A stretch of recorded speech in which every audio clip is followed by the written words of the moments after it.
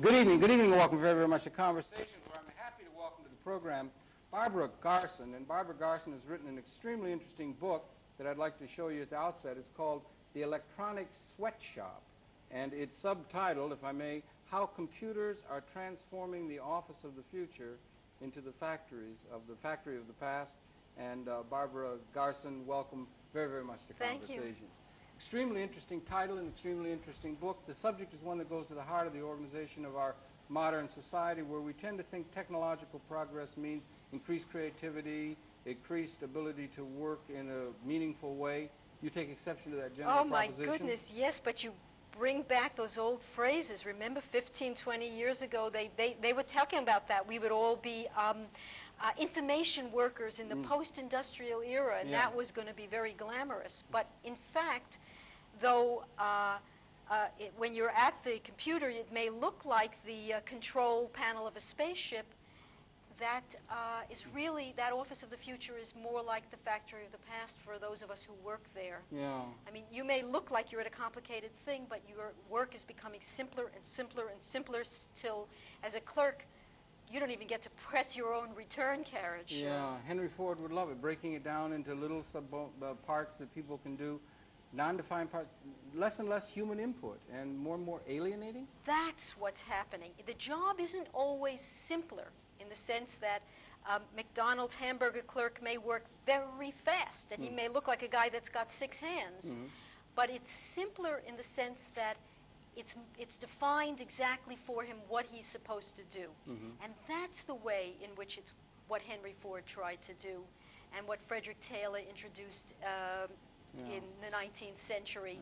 That is, it's an attempt to use this 21st century technology to bring in a 19th century way of working. That is what, at the beginning of the century, craftsmen had their work studied and time studied, so that a job that looked complicated and skilled got broken down into little parts and handed back to you as a series of tasks or steps. Along an assembly line. Right. Even if it wasn't an assembly line, it would be broken down in such a way that somebody else could be trained in half an hour and plugged in. Yeah. Well, that half an hour is broken down, is down to 15 minutes now in some places. So that I remember working in the windowless basement of a bank once. Yeah. And I just picked some numbers off of one sheet of paper and typed them in. It was just wherever the 3 numbers were encircled, I typed them. And I was typing as fast as I could, and I didn't have to line anything up or put in a sheet or do anything like that. And there was always a little satisfaction previously in getting things to come out even or to the margins, but I wasn't doing that anymore either. And in this particular place, I noticed that people were working as fast as they could.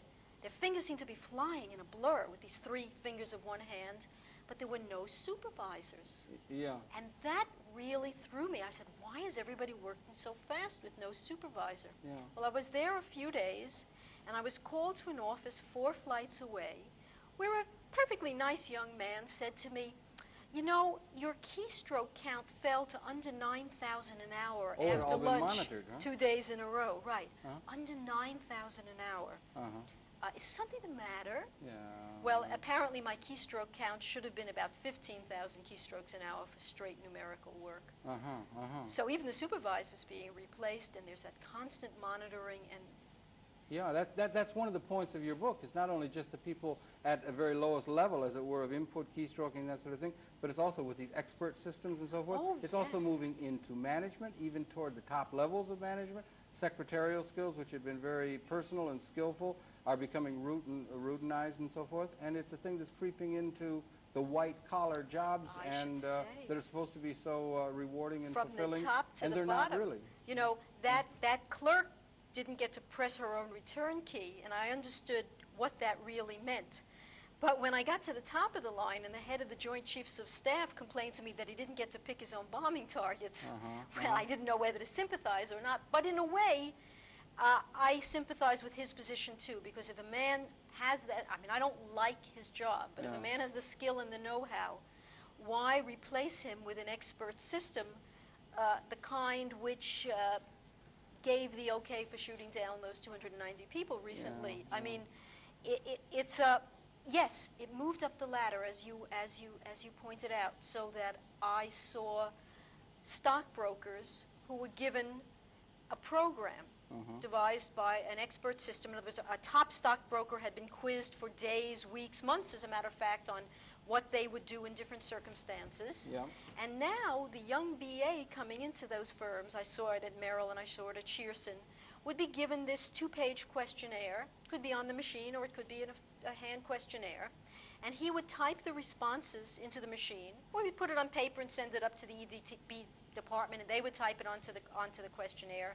And out would pop a very beautifully written, correct spelling, better than mine, report that would say, George's IRA should be invested in. It would always be some product that the company was selling. Or the house, the summer house should get a second mortgage at this period, and the money should be invested in our CMA or our product, whatever it was, the blue plate special that the company was selling. Yeah. So what do you think is going to happen to this young hotshot MBA who comes out and thinks he's going to be your broker and you're going to be his loyal client? He's a sort of, now he's sort of a fancy clerk and salesman. So his job is being demoted too. I mean, he's not going to get 40% of commissions any more than the McDonald's person who is no longer really a griddle man is going to get. Also, a will decent keep the pay. client tied into the company rather than, right. as in Willie Loman's case, tied into the clients with the salesman who can take them with him. Right? Yes, I mean, so again, it's increased centralized control and it's right. authoritarian. It's yeah? centralizing control, and it's based on an insane notion that you can.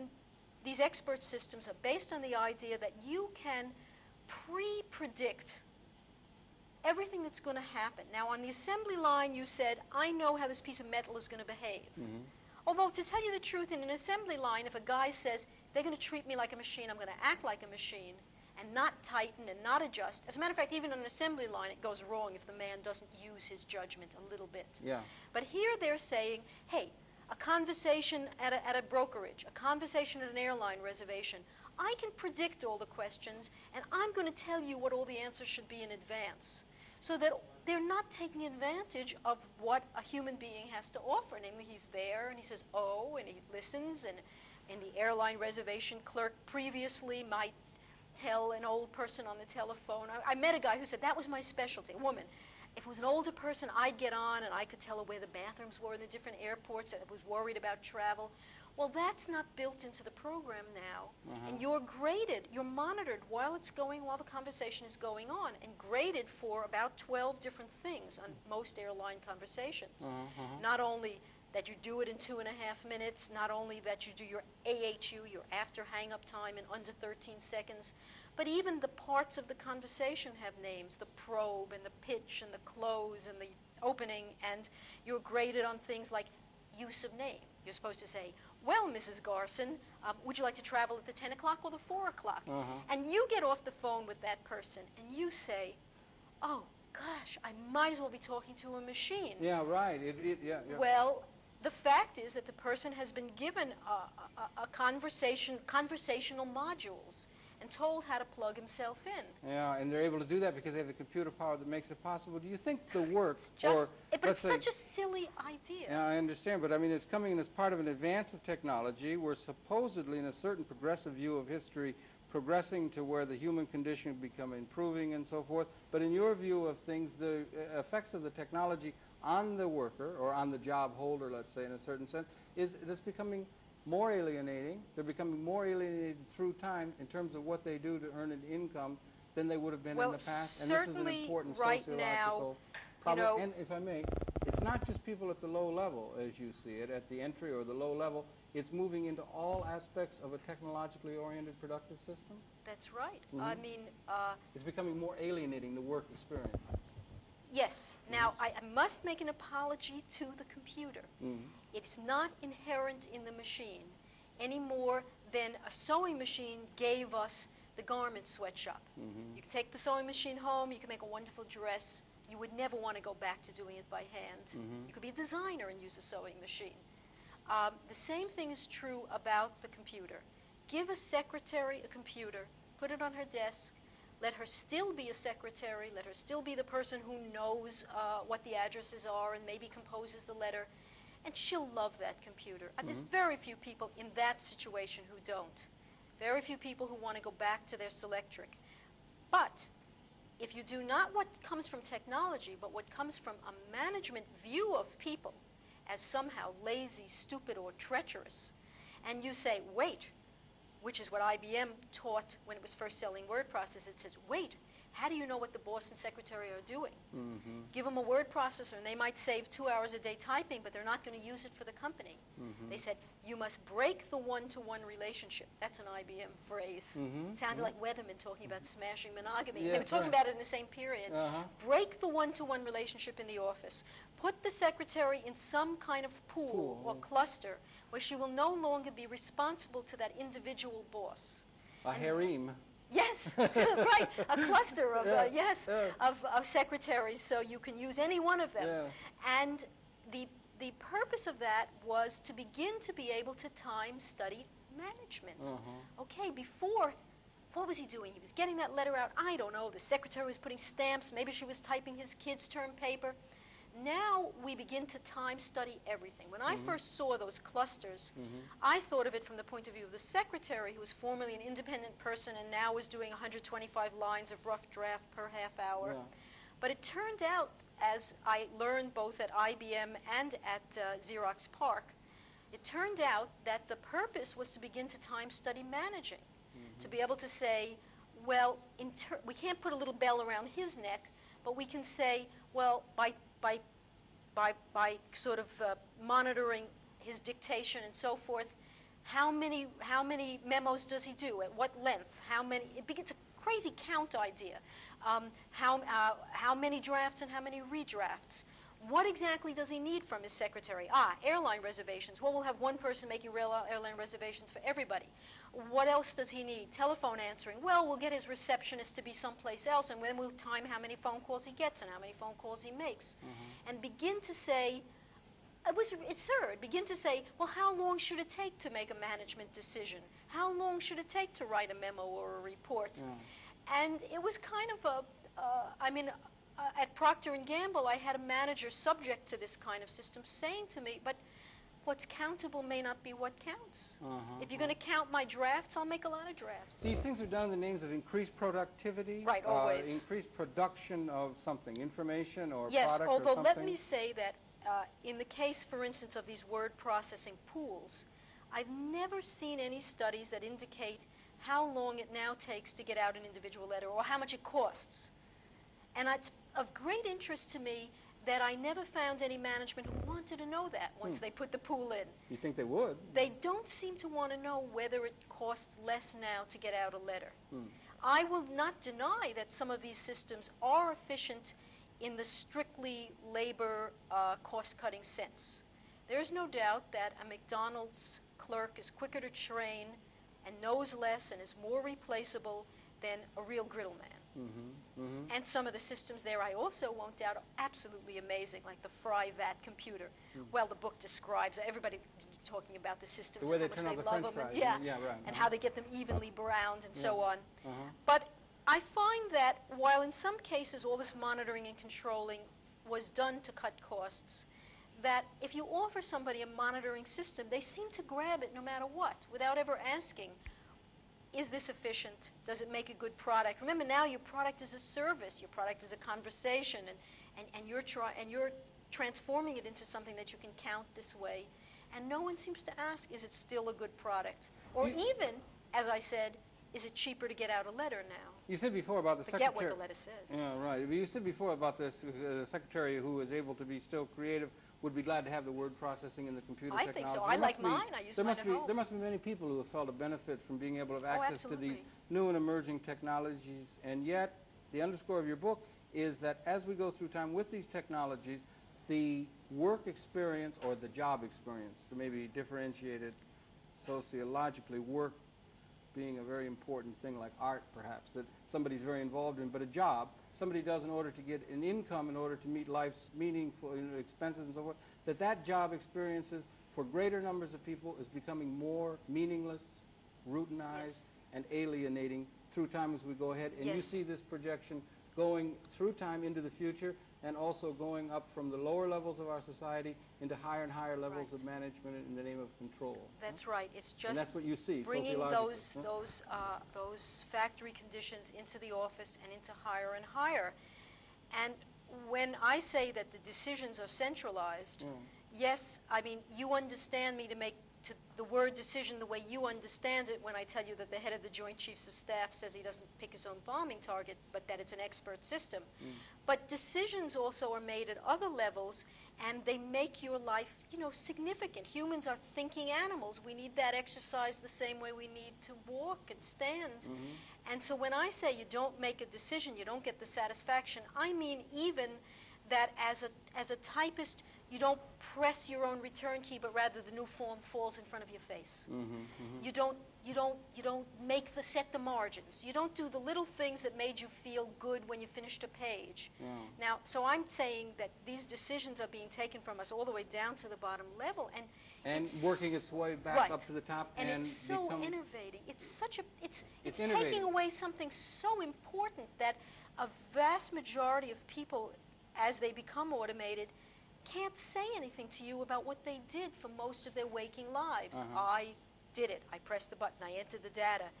And there's nothing more to say about that. And freedom becomes relegated to free time. Free time only, and the job is strictly a thing one does in order to gain income. And it's a dreadful thing to do. I mean, that's why I write about it. Yeah, right.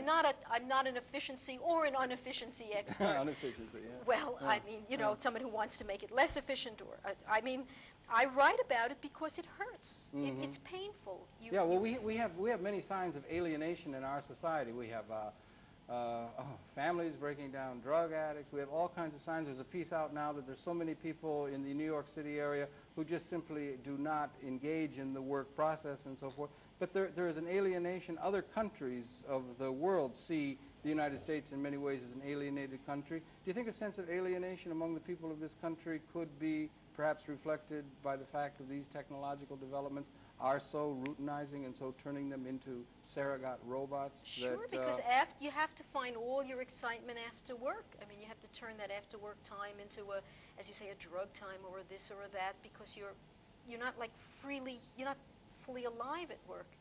Now, there's another alienating factor that I came across, the rootless factor, which was one of the things you can do with these machines, and is to predict to the half hour how large a labor force you'll need. So that when I went to American Airlines, which is, by the way, a decent employer, far from the worst, I saw that they were telling the employees, by the half hour, we'll need you tomorrow from 4:30 to 8, we'll need you the day after from 5:30 to 6:20, because they could make a computation at the beginning of the day, because they were pooling the agents all the way across the country, with the satellite, and they were saying, by their calculation, well, we'll need 600 clerks from 5:30 to 6 and 620 from 6 to 7:30, and there was a tendency to use temps as much as you could. So you were getting kind of many people who will never be part of one enterprise, who won't have the same people on their shift, who will never have a real job. And I saw that too, moving up the occupational ladder, so that we were getting not only clerical temps, but we were getting sort of piecework professionals. Managers brought in by one item. I saw, in the course of, happened to be while I was writing the book, 1,500 engineers fired at Procter & Gamble, many of them taken back, not many, but some of them taken back to do outwork, like it used to be in the garment industry, take it home and do a few pieces. Many of them taken back to design one thing for the company one day, or to design one thing that would take 3 days. Where's all this leading? I wonder, if we look in terms of that, you could say some of those expert systems get to the point where the decision-making, such as there is, gets more and more elevated to the top echelon of an organization and so forth. And finally, I wonder if it'll ever get to the point where it'll be elevated to where you won't even need that decision-maker. Are we leading to a point where technology is going to be able to take over the tasks of production, and human beings will become less and less relevant to the productive process? I found the decision-making centralized only in the sense that it moved up the scale. And I was very glad that I interviewed someone like the head of the Joint Chiefs of Staff, because he was political enough. He had been in control. And he was able to show me what sometimes a clerk can't. Sometimes a clerk will say, the machine is, a McDonald's manager would say the machine is running the store because the machine gave him a printout that told him how many people he'd need each half hour based on last week's. Maybe they could replace some of these people with robots and do some of the things that people are doing. The decision-making is being centralized, but somebody is programming the computer. In other words, there's a decision made that we will pre-program a computer to tell the guy on the boat when to fire. But it is never really, it's really centralizing the control, moving it higher up on the chain of command. But still having all the wage slaves below. It's never the machine that makes the decision. The machine didn't decide to program itself that way. Do you think now, I will agree with you that some things can be done automatically, robotically, and frankly, if it can really be done by a machine, like a bank money machine, then I don't feel so strongly about it. If it really can be done by a machine, okay. Yeah, but why do we have to have human beings running around being surrogate robots? But if the people have to act like a machine, I guess maybe that's what I was getting at. It's not really Dickens-esque, perhaps. It's like Dickens or something as you go out and look at this. And if you're a projection, or Chaplin-esque, maybe modern times, but if it's that kind of thing, and it was going to, one wonders where it's tending in a long-run sense that some of these systems could be taking over production processes and eliminating the need to have human intervention in some of these things. Maybe sociologically that's where it's heading, that there would be able to have increased leisure so that work could be engaged in where people could make a cabinet or they could do something that is whole and integrated rather than doing jobs in order to earn income in order to, do you understand what I'm saying? Maybe its real promise is leisure away from the workplace itself, and the workplace is inherently something that it counters the political philosophy and so forth. I'm not sure that everybody would be happy at something like a retirement village if they didn't think it was the real job. People would be happy if I they would felt agree a sense of participation in the thing that they're doing and that a sense what of creativity. what can be done really automatically should be, and then the problem is, of course, a social one of how to share the wealth if we are producing with that much less labor. Yeah, it would be good if there could be increased. Let's forget that problem for a minute. Well, it's a major problem. It's a major problem. It might take a revolution, but I'll forget it for a minute, and let's assume that when machines do the work, we'll somehow all share in that productivity. But what I'm looking at, the systems I'm looking at, the airline reservation clerk, the McDonald's, the people do intervene. Their presence is needed. You are using a human at the American Airlines because no machine can respond to all the possible things that a human might say in a conversation. Even an airline reservation conversation is so complex. Don't kid yourself about, the capacity of the language understanding robots. That's far in the future. So what I saw is a situation where they're using a person. They want the advantage out of that person, and then they try to control them centrally as much as they can. Yeah, right. And I keep asking, why? Why don't you let him? For instance, right while I was at American Airlines, they had previously had one form of conversation that made their agents seem too pushy. They did a study, and they saw that their agents following the pattern. Would you like the 10 o'clock or the 4 o'clock? And you would say, well, wait a minute, I want to first ask my mother. And you say, well, I think you better book now. Would you like the 10 o'clock or 4 o'clock? And your raise depended on how many you booked and so on. They found that was too pushy. So they were going to redo the conversational pattern. And I said to them, well, I have talked to agents who said in the old days when people called up, these were Canadian agents, for instance, they would say, I would hear that the man would book if I pushed him, but he's taking his family on a summer vacation and he doesn't want the first class that I have to sell, so I don't sell it. I say, thank you, maybe you should try this and call us back. I said he was using his judgment. He got off the phone quickly. Why don't you let them use their judgment? Why do you... And what would be the answer to your question? Then they couldn't grade them. Then they wouldn't have statistically, it wouldn't be as good. Yes, maybe the example I gave you was a smart person, but statistically, I can come up with a better conversation. We just do not have any surprises or anomalies. Yeah, no surprises, no anomaly. I said, but you're redoing the former conversation because it was wrong. And I thought, wow, this is like China, let 100 flowers bloom. Yeah. Well, they were no more blooming in American Airlines than they were blooming in China when they let 100 flowers bloom. Then they would redo it. They got it wrong the first time, they would redo it. But the idea that they could plan it centrally was very important, and I think it's what you said. First, when I started, I thought this is all about cutting labor costs, but eventually I saw just what you said. No surprises. I don't want to deal with all the things a human being might come up with, even if it's good.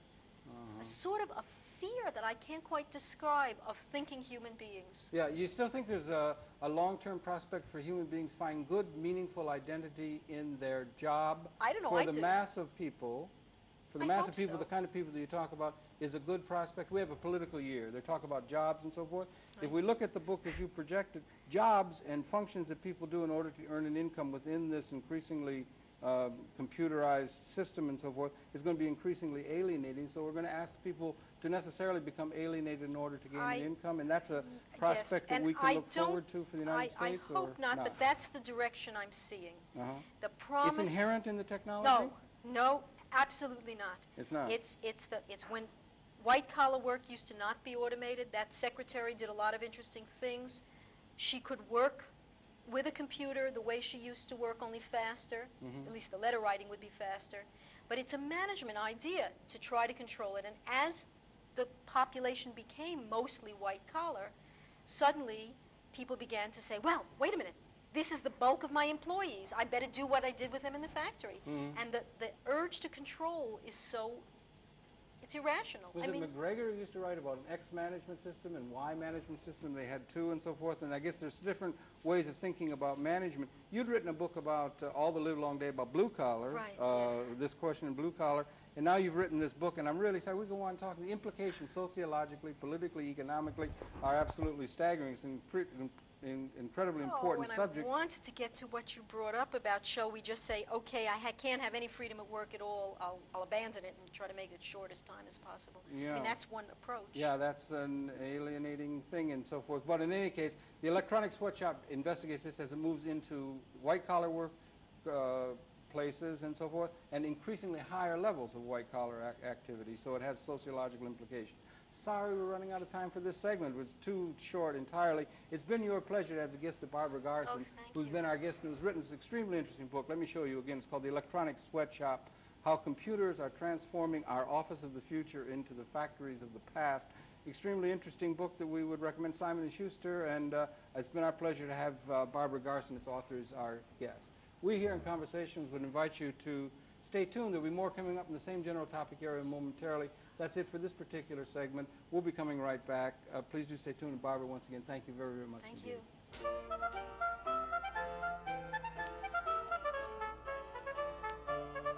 you. Do stay tuned. We have another interview coming up with Martin Lee, the editor of Extra and spokesman for fairness and accuracy in reporting. Interesting interview coming up. Please stay tuned.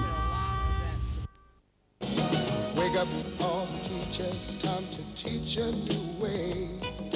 Maybe then they'll listen to what you have to say. The power of teaching. The world won't get no better if we're just... The power to wake up young minds. The power to wake up the world. Teachers have that power. Reach for the power. Teach.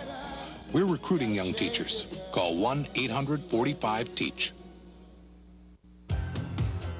Everywhere around the world, they come to America. When 17 million desperate people came to America, they came here to Ellis Island first. Half of all Americans have ancestors who passed through here. Age, weather, and vandalism have wrecked it. Donations are needed for its restoration. If you still believe in all they accomplished, send your contribution to Ellis Island Foundation, P.O. Box Ellis, New York 10163.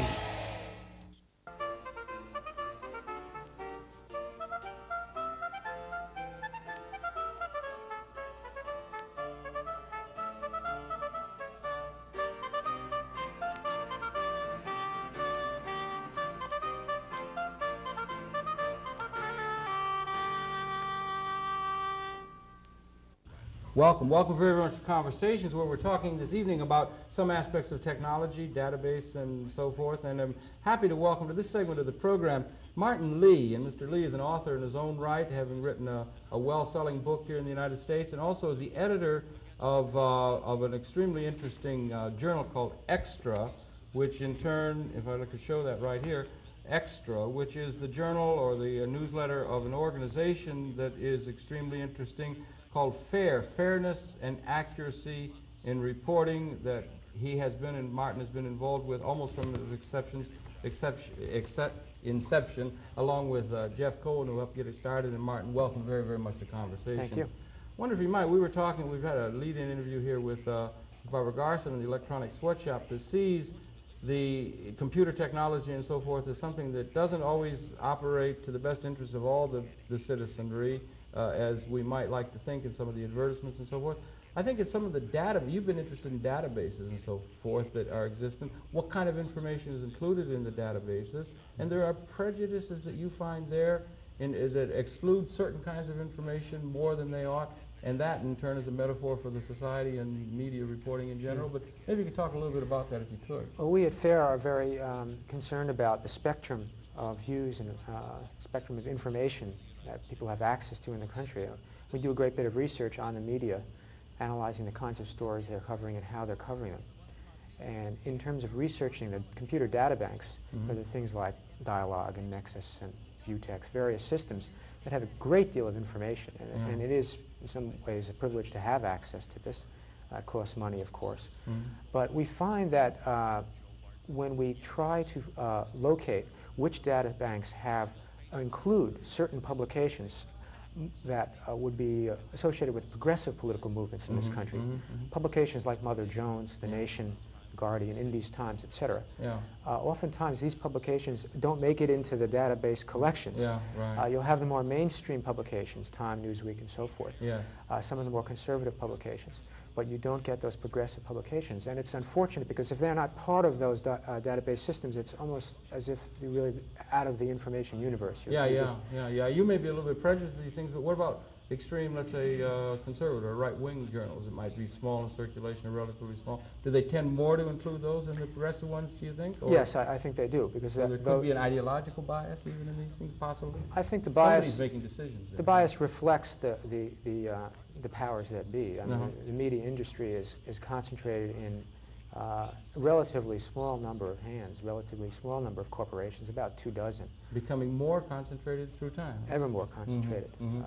Ben Bagdikian, the dean of the journalism school at the University of California in Berkeley, who's a FAIR advisory board member, who's helped us from the very beginning.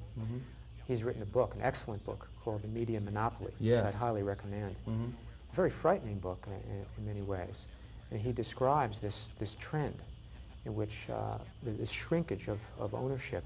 And he predicts that by the 1990s, you'll have basically a dozen corporations, huge corporations, dominating, controlling most of the major media in the United States. We're talking not just news media, but the entertainment industry, book publishing, the whole media ecology, if you will. Even onto databases and that sort of thing, So it's the metabolic way in which the society sort of intercomodates itself in a certain sense, and it's becoming increasingly important. The media is becoming increasingly important through time, electronic and print media, in terms of shaping public opinion, and it has a certain sense and a certain kind of power that's growing.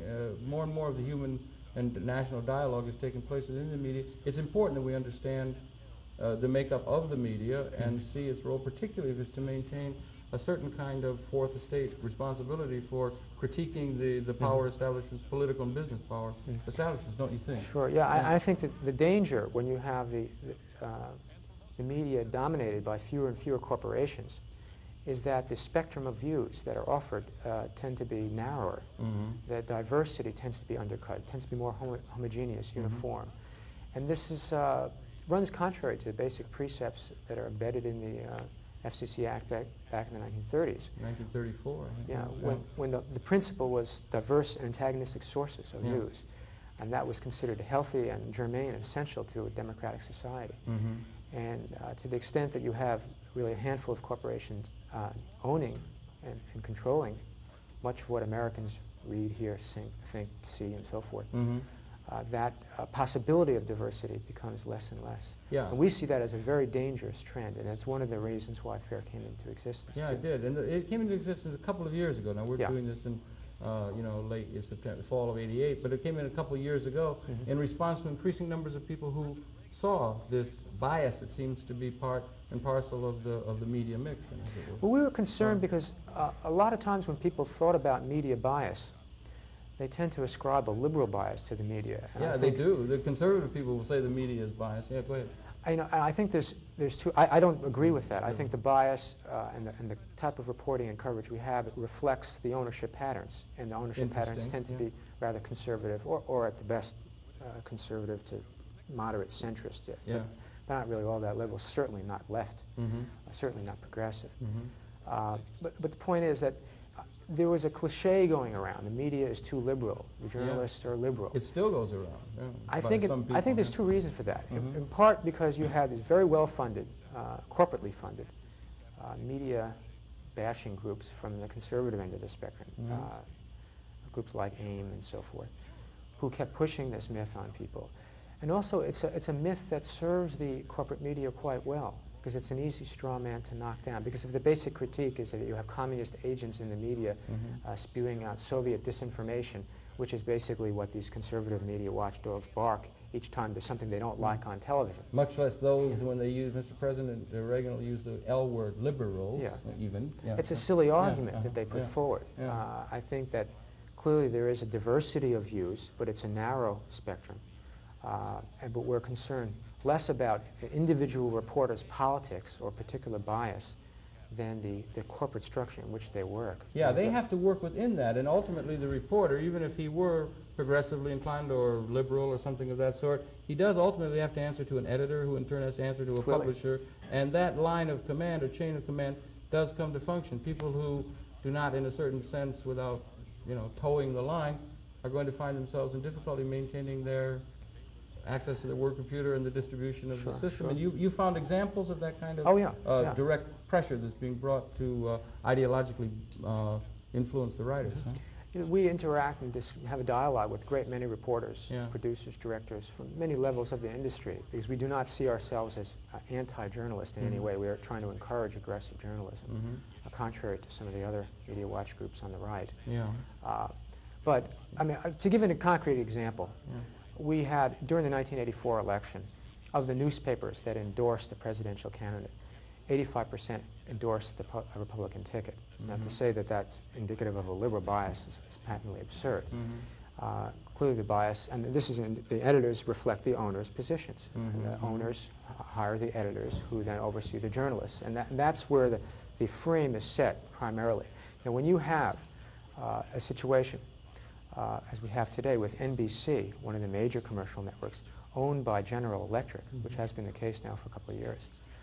General Electric has a great many interests above and beyond NBC. There's a great many businesses. It's a huge conglomerate. Yeah, it's huge. They're a major military contractor. They're a major builder of nuclear weapons, nuclear power plants, so forth and so on.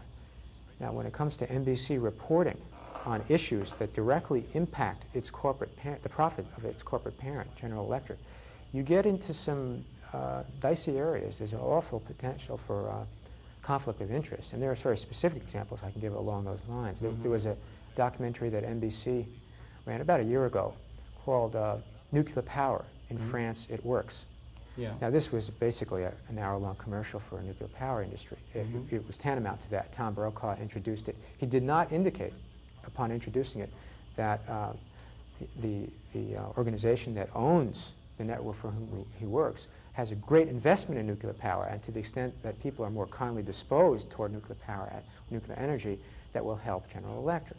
Well, as it turned out, in France, shortly after this broadcast, there was an accident in which a number of workers got contaminated, had to be sent to the hospital. It was a front-page story in Christian Science Monitor. It was run in a number of other newspapers. NBC did not run that story. Now, how did that happen? You know, well, it could be a coincidence. I mean, there could be that they could run stories that would be favorable to them. It'd be hard for them to see one that would directly challenge them and so forth.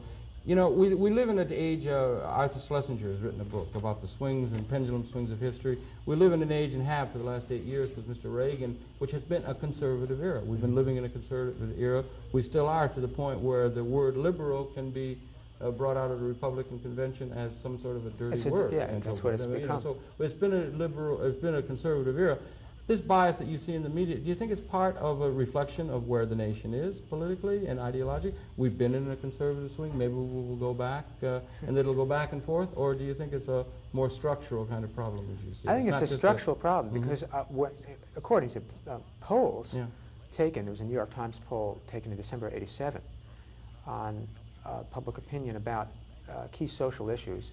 And it showed, if anything, that the American public was more to the left of a Dukakis, for example, on whether there should be guaranteed jobs and more money for social programs, less for military. It was, if anything, a very liberal, quote-unquote, portrait. It was a kind of portrait that would be more in line with many of Jesse Jackson's views. I mean, where so much of the people really feel, yeah, all right. There were common sense kind of views. And if anything, very different from the views of that you see harped upon in the media. And yet when the reporters reported on the convention and the primaries and the elections, it was always, Dukakis, is he too liberal? Never George Bush and his running mate Quayle, whose parents were members of the John Birch Society, who thought Eisenhower was a communist, are they too conservative? It's never framed in that way. And it's that kind of repetition. Is Dukakis too liberal? Is Jackson too left? That tends to, and since people have been conditioned to think of liberal as that dirty word, it tends to skew the debate in very subtle ways. We live in a universe where I think 60% of the nation's cabled now, with a tremendous diversity of channel capacity that supposedly be the herald of the new information era and so forth, giving great diversity. And yet, you don't think it would be possible for there to be, why is it that the media establishments and our traditional networks are, as you put it, conservative and have a conservative bias? It wouldn't be possible for there to be, within the marketplace realities of a capitalist system and so forth, progressively inclined elements being able to establish a media presence that would be able, do you understand, as a separate entity? And is there any possibility for there to be an alternative series of views? We do have CNN, we have other kinds of things that are coming, so that there could be an answer to that for liberal or even progressive forces that could establish a programming service that could become a significant force, let's say, in terms of electronic media? Or do they just lack the initiative to go out and start another better mousetrap? I don't think it's initiative, but the dollars and cents here are quite formidable. It's not that easy just to go and start a commercial network. I mean, someone like Rupert Murdoch, who openly boasts, incidentally, about interfering as an owner, interfering in the editorial process, and he is very conservative. But I think certainly if you had a more diverse range of views, more progressive views being articulated by progressives themselves rather than being spoken about, you'd have better television. It'd be more interesting. If Ted Koppel would have more progressives, he would have more interesting program. It would be more fiery debate, more sparks. And yet the Koppel program is an example. Nightline, I mean, oftentimes what you have in terms of what passes for debate on, I mean, you can choose the issue, nuclear arms or the arms race. You'll have someone who's criticizing Reagan from the right, a Reagan Republican type, and then a Democrat, and that's about all you get. Or maybe there'll be a Soviet spokesperson. Rarely will you see someone from the anti-nuclear movement speaking for a leader of that movement speaking for themselves on television, on one of these big forums. And it's precisely for that reason that FAIR came into existence. That one of the main reasons, to advocate for those groups in society that don't have the wealth to own their own television channel or their own newspaper. I wonder what I was getting at, if it isn't a reality where there's enough people that have wealth that do have alternate, let's say, progressive views, that if they got themselves together, they could establish a competing agency or a competing service to those that are there. I guess what you're getting at is you think of the press as in somehow we have a power establishment, an ongoing responsibility for our system. The press is in a certain sense privileged to be outside of that main power broker relationship. They're supposed to be, in a certain sense, watchdogs of the establishment and the system by which the country operates, and yet with increased concentration, the media interests themselves are becoming part and parcel of that establishment. Exactly. At what point do you begin to get real media representation that is outside the loop of that major power group and be able to perform the traditional role of critiquing those who do have that principal responsibility? It's kind of a tricky business, and one is very important as media becomes increasingly important for shaping national consciousness. I don't see it on the commercial channels.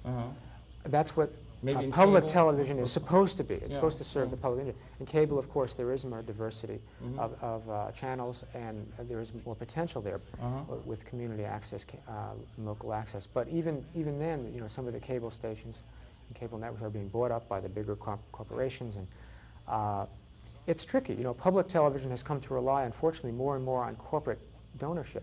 So you have a situation where McNeil-Lehrer, which they do the news for PBS, at one time, the sole underwriter was AT&T, again, a major military contractor. How tough is McNeil-Lehrer going to be on issues that could, again, affect adversely their corporate parent, Yeah, their corporate underwriter. Yeah. And incidentally, MacNeil Lehrer was voted by one of the conservative media watchers as the most balanced program. Yeah, so. right. Well, they kind of be balanced and that sort of thing. Well, very narrow also, Yeah. again, very, very narrow, the spectrum of guests they have on there. Yeah, It's, it is pretty difficult because the United States, in a very real sense, is seen by many as being a country that tries to imbue many of the traditionally liberal values and so forth. We've been doing some programming with Barbara Trent, who've done a program called Cover Up, the Iran-Contra hearings. There are signs of the fact that this liberally inclined torch onto the world, in the sense the United States has been, has a great deal of rot at the core of it, and that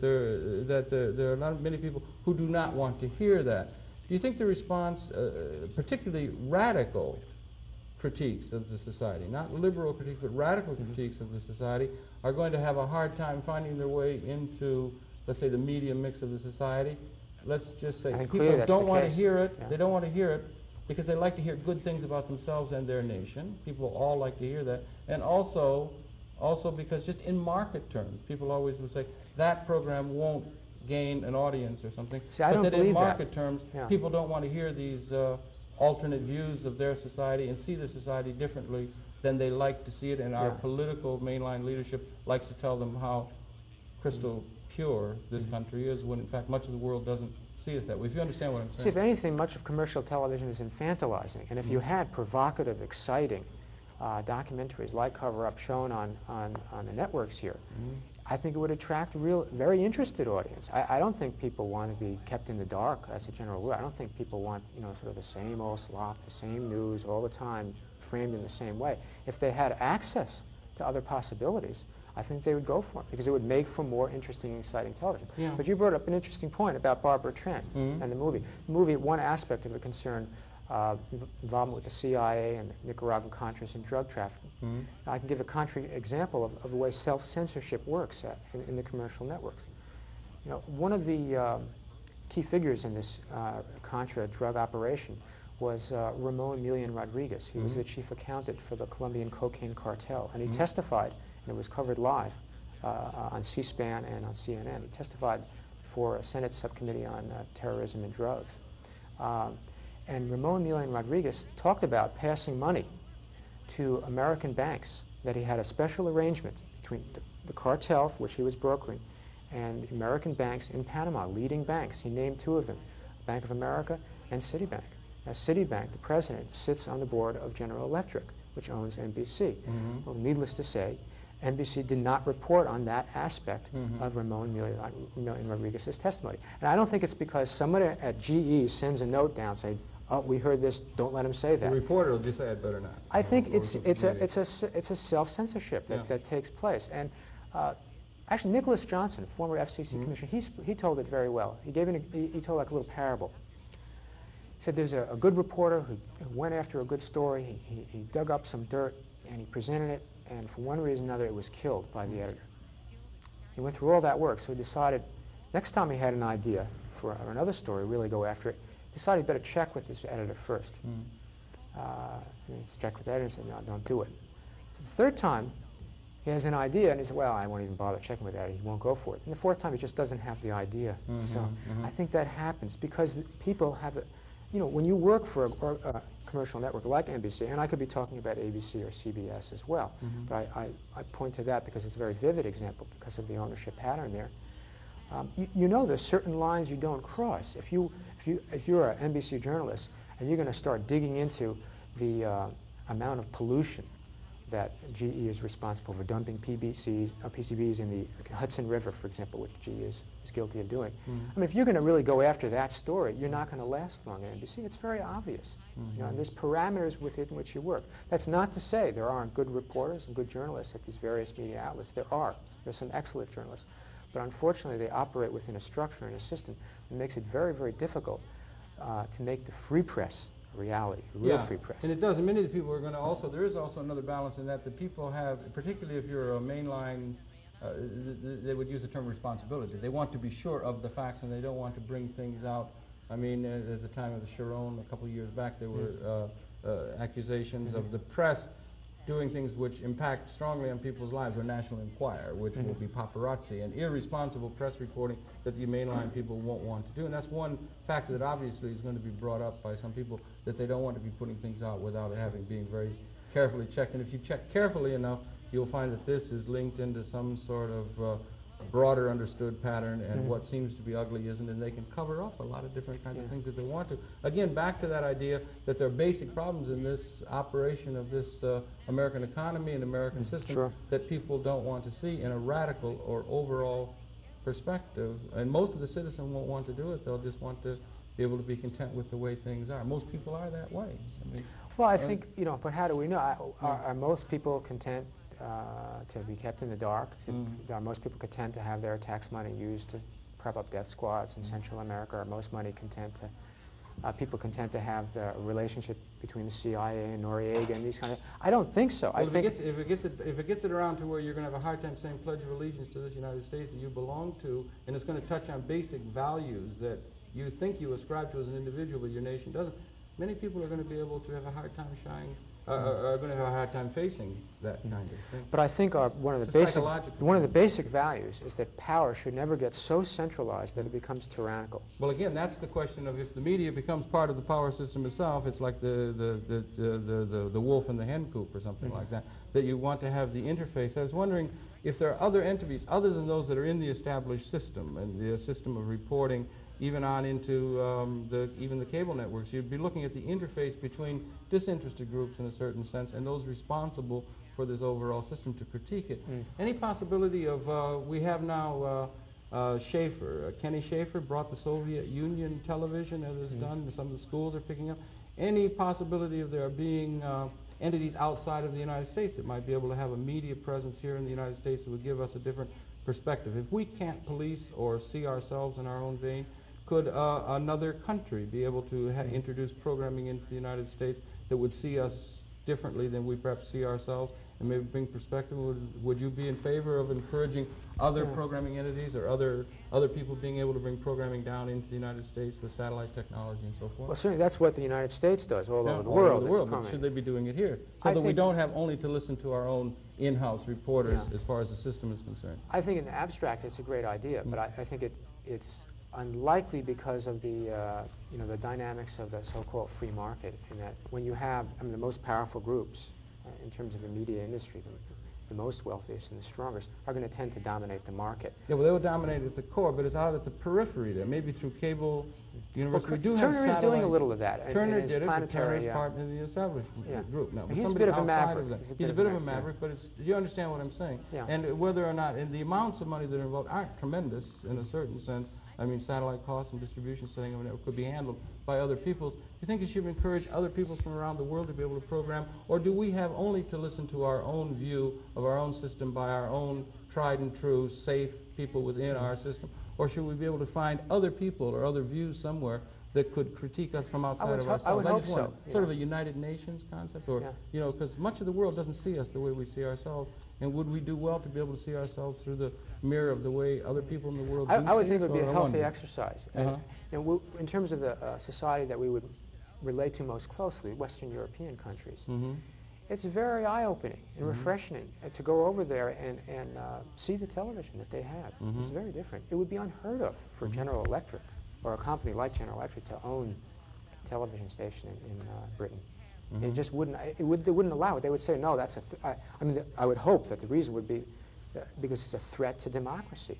You just cannot have that kind of concentration of power, because then the media becomes, in some sense, a voice of the corporate establishment. Yeah. Which is what it really is. These issues are really at the core. As we've increasingly become a mediated society, not only in the United States but on the world basis, human decisions, it's just that there's been an exponential increase of media capability. These are questions that really go to the core of how we're going to organize our society and what some of the implications of it are.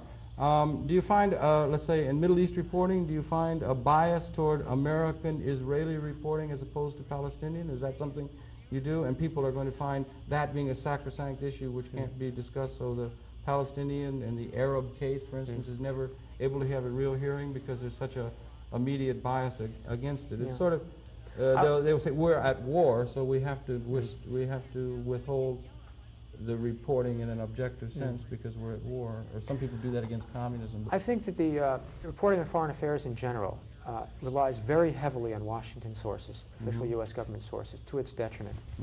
I think oftentimes, you talked about before, you know, being real sure the information is right. You know, when reporters rely so heavily on officials in the government, in the U.S. government, for their news angle, for their news lead, without balancing it, you get very, very biased reporting that way. And particularly disquieting, we're coming right at the end, is a government which has been very effectively and systematically launching disinformation campaigns. There was one on Libya where there were systematic, thoughtful, conscious lies being told to the press and to the citizen. It makes you wonder about the government and the press people who sycophantly follow along with what that government does, and it's a question that has to be addressed in the interest of an informed and democratic system as we have here. Seems to me, if I'm sorry, it seems to me your agency is one that is really helping in that, and I'd like to thank you for all the work you've been doing, you and Jeff, and to thank you for coming in, and to remind you and the cable audience, it's been your pleasure to have the reception of Martin Lee, who again is editor of their extremely interesting newsletter of the research, help me here again. Fairness and Accuracy Reporting. Fairness and Accuracy Reporting. We'll give you their address here in New York City. Happy to be able to bring you those perceptions. We have conversation. We'll be happy to invite you to tune in again next week. We'll be coming back again same time next week. Thank you very much for viewing. Jeff, once again, or I'm sorry, Martin, thank you very much once again. Good night. We'll see you next week.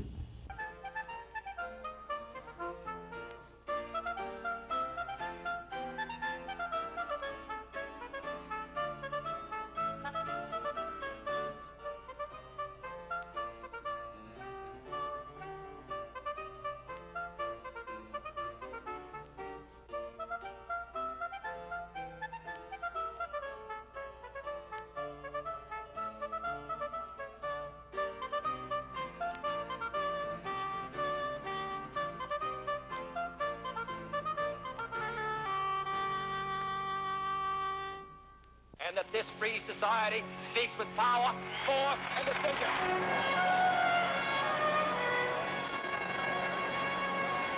In this crusade, the political machine that put these people into office is still run by the same person.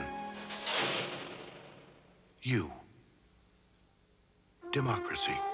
It can't be of the people and for the people if it's not by the people. Vote. It's easy to think one person can't make a difference, but 200 million people can. If every one of us volunteered just 5 hours a week to the causes we care about, if we all donated just 5% of what we earn, there'd be almost no limit to what we can do. Just 5 hours, just 5%. When you think about it, it's not that much to give. And what we could get back is immeasurable.